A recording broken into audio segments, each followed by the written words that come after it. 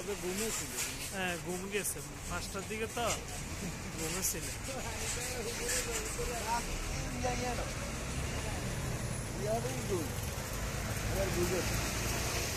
মারাত্মক দুর্ঘটনা,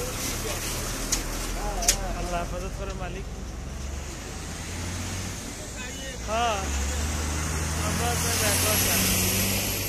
পরিস্থিতি খারাপ।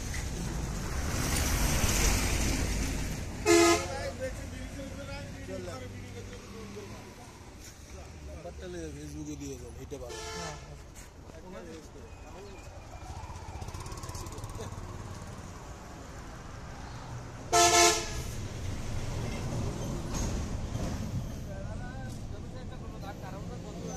না লাগা শকর। হ্যাঁ